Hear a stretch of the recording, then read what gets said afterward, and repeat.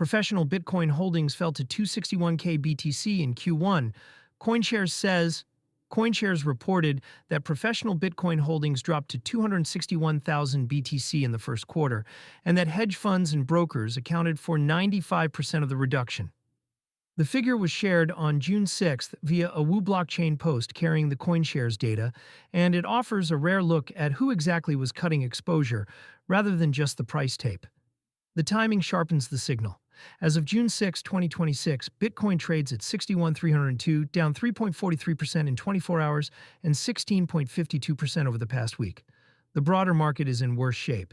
Ether sits at 1,594 after a 9.5% daily drop, and the Crypto Fear and Greed Index reads 14, or extreme fear. A report showing professional desks trimming positions reads differently against that backdrop than it would during a rally. A reduction concentrated in two groups. The headline number is the concentration, not just the size. CoinShares attributes 95% of the quarter's reduction in professional holdings to hedge funds and brokers. That points to a few short-term oriented players unwinding rather than a broad exit across every category of institution. Hedge funds and brokers tend to run shorter horizons and tighter risk limits than corporate treasuries or long-only allocators. When volatility rises and funding costs climb, those desks are usually the first to cut. A reduction driven almost entirely by that cohort is consistent with risk management and rebalancing, which is a different story from pension funds or strategic treasuries abandoning the asset.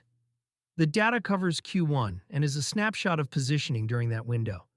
It does not, on its own, capture whatever desks did in the weeks since, and the current price action suggests the de-risking impulse has not fully faded. Macro pressure that desks were responding to the professional pullback did not happen in isolation. Wall Street just snapped a 9-week winning streak, with the Nasdaq posting its biggest single-day drop since April 2025 after a strong May jobs report revived fears that rate cuts could be delayed.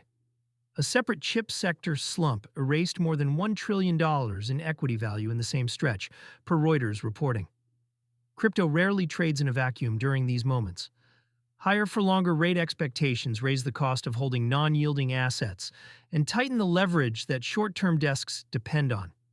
A 16% weekly drawdown in Bitcoin, paired with a 9.5% slide in Ether, is the kind of move that forces position cuts regardless of any long-term thesis. Who is still holding the flip side of a concentrated reduction is that the rest of the professional base largely stayed put. If hedge funds and brokers were behind 95% of the cut, the remaining institutional categories collectively moved very little. That suggests longer horizon holders did not join the rush for the exits during the quarter. For individual holders, the more durable takeaway is about structure rather than direction. Drawdowns are when the difference between custodial and self-custodial setups becomes concrete.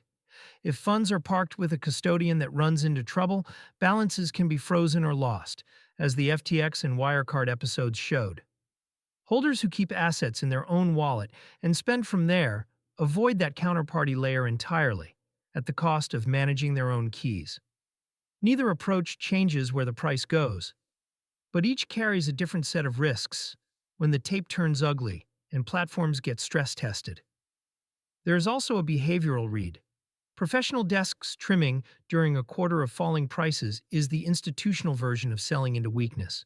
Retail readers watching the same extreme fear print should be wary of mistaking a positioning report for a forecast. CoinShares is describing what happened, not predicting what comes next.